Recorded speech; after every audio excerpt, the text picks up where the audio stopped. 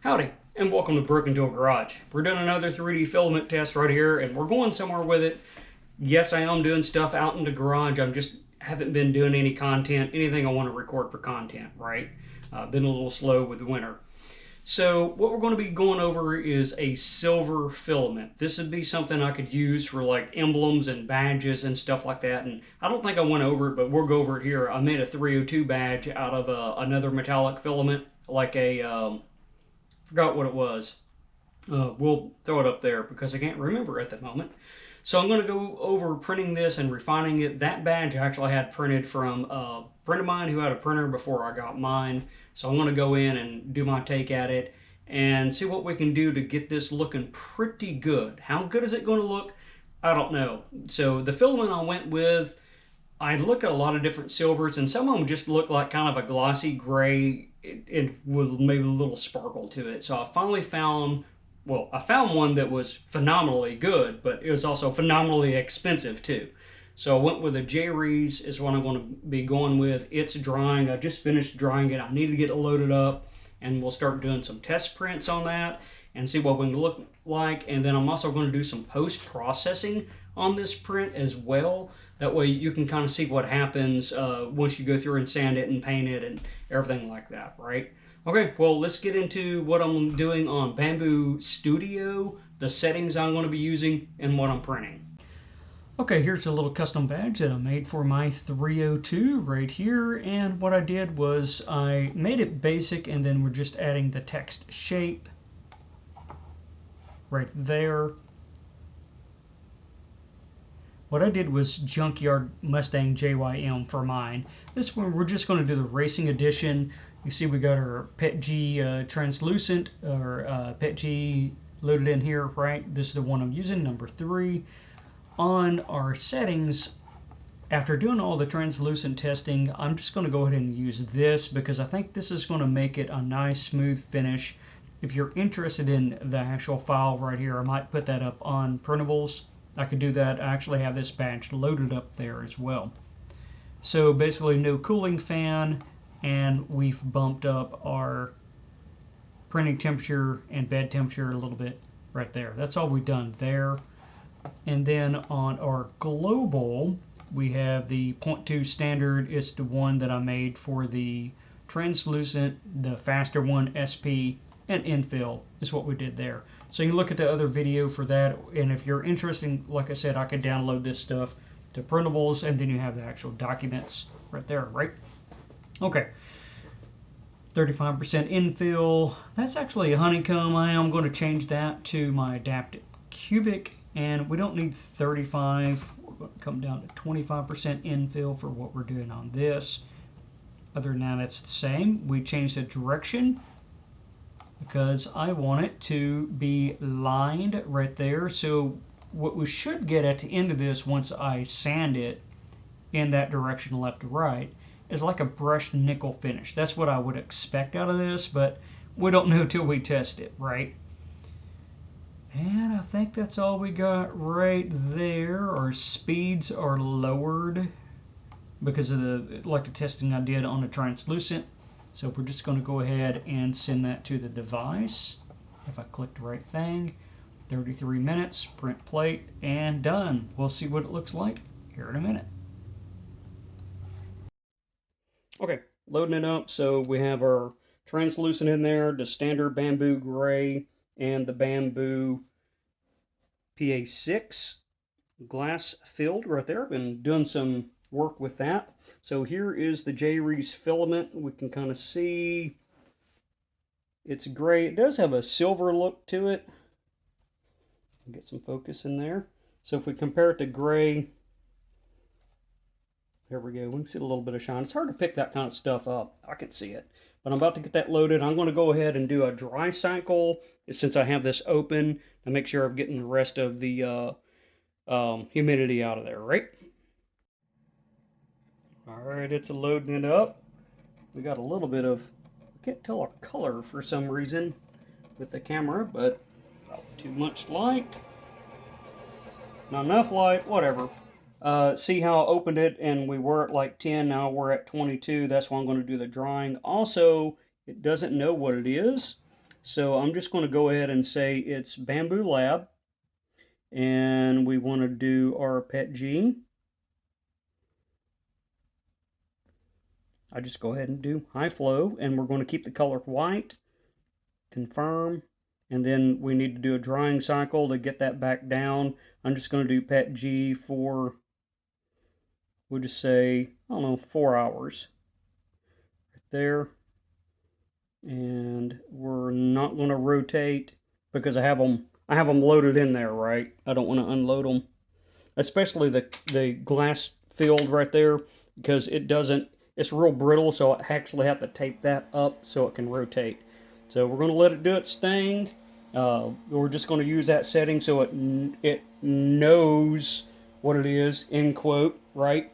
And let's get over to the Bamboo Studio to get this loaded. We can do that while this is, well, doing its 4-hour thing. So sometime tonight, or this afternoon, we'll get to it. Okay, so I have my board with some finishing nails in it to kind of hold it roughly in place. That way it can't slide back and forth. I think I will do a couple passes sanding. I'm going to be using the Mirka abrasive mesh 180 grit on my Durablock sander, and we're just going to do a couple passes here. I need to clamp this down before I start. That's what I should have done, but I didn't do it.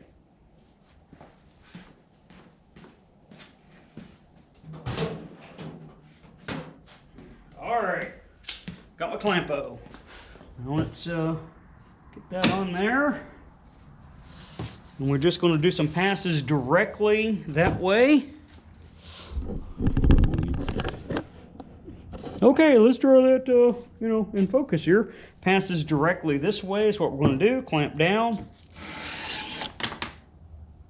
You're supposed to hold together there now. It's like I hadn't done this in a couple days and forgot how I did my original badge. There we are.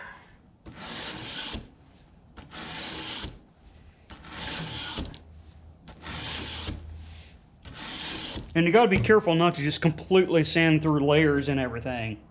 So we can already see, maybe, highs and lows, because it's not perfectly flat, right? So we see where we're sanding right there. I want to get it somewhat close before I go ahead and put the paint on there, right? And what I'm trying to do is, with the paint, I want a little bit of texture in there. That way it embeds it in there, gives it a little bit more 3D look to it. And of course, all the insets will be painting, right?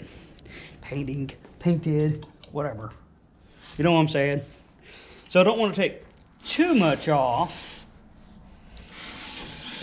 but I want to get all the stuff from the 3D printer basically off.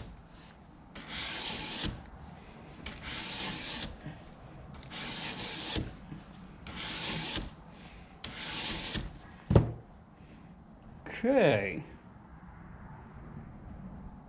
Yeah, see, I got a little bit of wobbly in there that I'd like to get out before I paint it, because that's going to show up. And we're a little bit low right in there.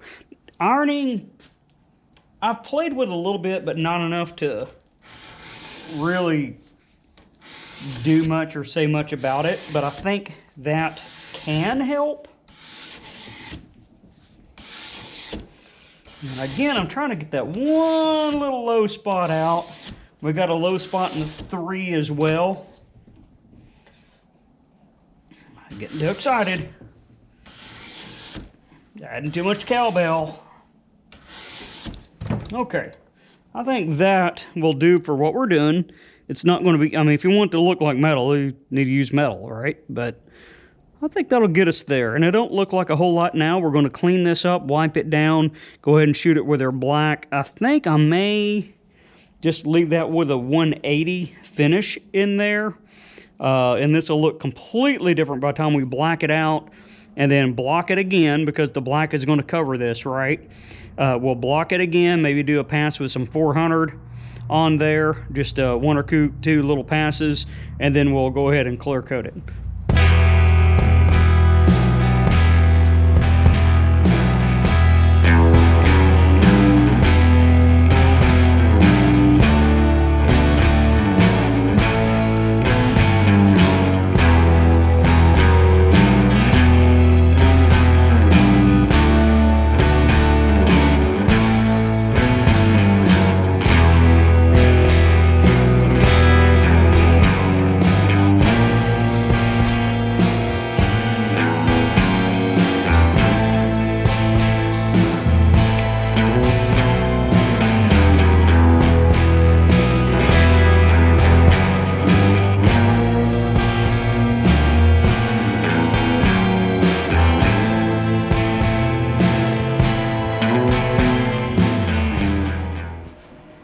Okay, printing in the background, so we're going to see if we got good audio or not, but that's how we come out. Sanded, painted, and gloss clear. I think that using a satin clear would make it look more metally, but not too bad. I could have sanded it down a little further.